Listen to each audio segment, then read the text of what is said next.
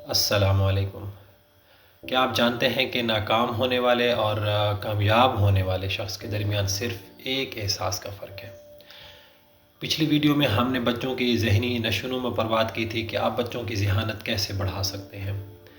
اگر وہ آپ نے نہیں دیکھی تو آپ اسے ضرور دیکھ لیجئے۔ تو آپ دیکھتے ہیں کہ وہ کون سا احساس ہے، اور پہلے آپ یہ بھی جان لیں کہ ہم بڑی کامیابی یعنی کہ زندگی کی کامیابی کی بات کر رہے ہیں۔ میں نے قرآن پاک میں کافی غور کیا، خود بھی کافی تحقیق کی، تو بالآخر مجھے کامیاب راستہ پانے والوں کا ایک راز ملا ہے جو میں آپ سے شیئر کرنا چاہتا ہوں، جو شاید آپ کی بھی زندگی بدل دے۔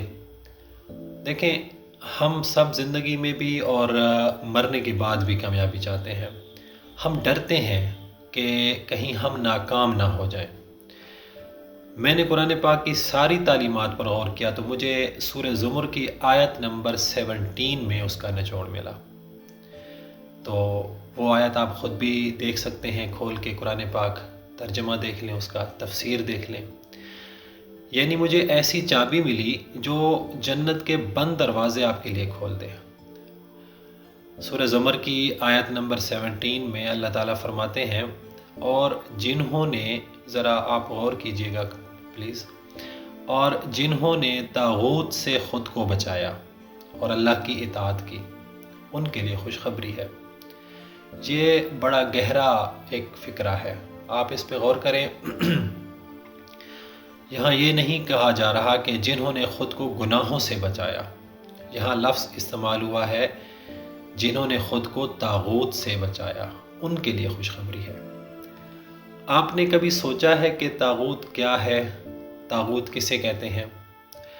اصل میں طاغوت ایک عربی زبان کا لفظ ہے، یہ طغیان سے نکلا ہے، یعنی وہ سرکشی جو حد پار کر جائے، انسان اللہ کے حکم کے سامنے بغاوت کرنے لگ جائے، جان بوجھ کر کوئی گناہ کرے تو وہ طاغوتی بن جاتا ہے، جسے ہم باغی بھی کہتے ہیں۔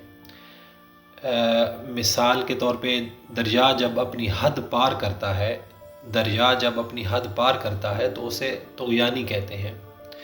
بالکل اسی طرح جب انسان گناہ کرتے وقت اللہ کے سامنے سینہ تان لے تو وہ طاغوت بن جاتا ہے۔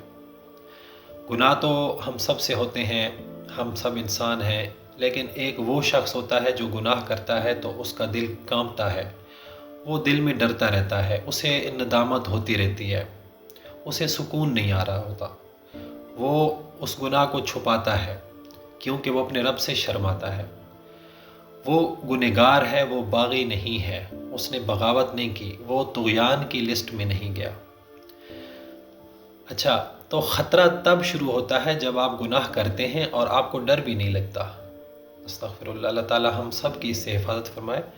جب آپ گناہ کرتے ہیں اور آپ کو ڈر بھی نہیں لگتا، جب آپ نماز چھوڑتے ہیں اور آپ کو پرواہ بھی نہیں ہوتی اور آپ کے ماتھے پر کوئی شکن تک نہیں آتی، جب آپ کسی پر ظلم کرتے ہیں، جب آپ جھوٹ بولتے ہیں، سرعام اللہ کی نافرمانیاں کرتے ہیں، دوسروں کو گالیاں دیتے ہیں، اور آپ کے دل میں خوف خدا کا چراغ روشن بھی نہیں ہوتا، آپ کو یہ احساس ہی نہیں ہوتا اللہ کے خوف کا، یہی وہ طغیان ہوتا ہے جو آپ کو کامیابی سے دور کرتا ہے۔ لیکن اگر آپ کے گناہ پہاڑ برابر بھی ہوں اور آپ کا دل ابھی تک اللہ کے سامنے جھکا ہوا ہے، آپ کو شرمندگی محسوس ہوتی رہتی ہے، تو پھر آپ کو مبارک ہو، قرآن آپ کو کامیابی کی بشارت دے رہا ہے، کیونکہ اس میں یہ اشارہ ہے کہ آپ ایک نہ ایک دن کامیاب ہو جائیں گے، کیونکہ آپ کے اندر کا بندہ، آپ کے اندر کا انسان ابھی مرا نہیں ہے، آپ کے اندر جو ضمیر ہے وہ ابھی بھی آپ کو خدا سے ڈرا رہا ہے۔ جب تک آپ کا ضمیر آپ کو خدا کا خوف دلاتا رہتا ہے، خدا سے ڈراتا رہتا ہے، تو آپ طاغوت کی طرف نہیں گئے۔ آپ کے اندر کا انسان، آپ کے اندر کا ضمیر زندہ ہوتا ہے، وہ کبھی بھی آپ کو اللہ کے آگے سامنے جھکا سکتا ہے اور آپ اللہ کی طرف تائب ہو سکتے ہیں۔ تو آج رات سونے سے پہلے اپنے دل کی دھڑکنوں سے پوچھئے گا کہ کیا میں اللہ کا صرف ایک خطا کار بندہ ہوں، یا پھر میں نے بغاوت کا راستہ چنا ہوا ہے۔ یاد رکھیے، توبہ کا دروازہ تب تک کھلا ہوتا ہے جب تک آپ کے دل میں شرمندگی کا احساس ہوتا ہے۔